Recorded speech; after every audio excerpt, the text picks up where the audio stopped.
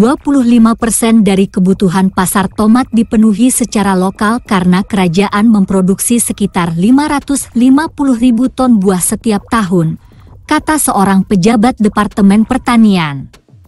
Kerajaan telah mendedikasikan 16.800 hektar lahan untuk produksi buah. Tomat merupakan produk pertanian yang dikonsumsi terbesar kedua di dunia dengan hasil panen yang melebihi 100 ton setiap tahun. Produk ini secara lokal dikenal sebagai buah gila karena kepekaannya terhadap kondisi cuaca. Arab Saudi awalnya mencoba swasembada pertanian dengan subsidi pemerintah yang agresif untuk petani pada 1980-an karena impor pangan yang tidak stabil. Teknik yang buruk dan salah urus sumber daya air memaksa konsep ulang upaya ini pada tahun 2007.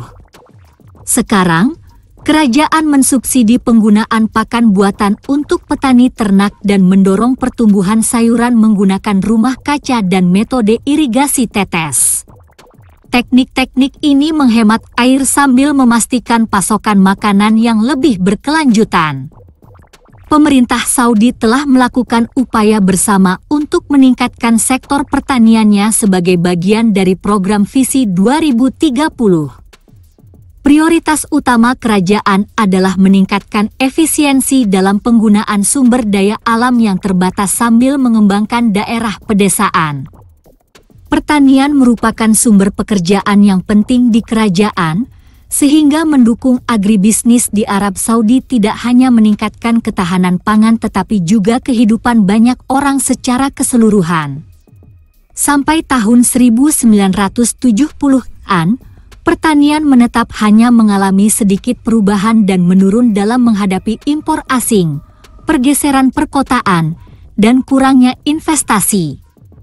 Penggunaan input modern masih relatif terbatas.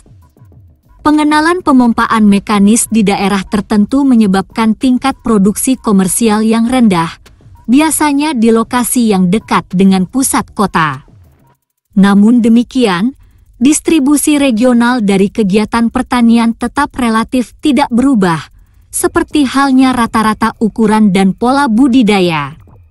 Selama akhir 1970-an dan awal 1980-an, pemerintah melakukan program multifaset untuk memodernisasi dan mengkomersialkan pertanian dalam rangka meningkatkan industri pertanian nasional. Dukungan tidak langsung melibatkan pengeluaran yang cukup besar untuk infrastruktur, termasuk pasokan listrik, irigasi, drainase, sistem jalan sekunder dan fasilitas transportasi lainnya untuk mendistribusikan dan memasarkan produk.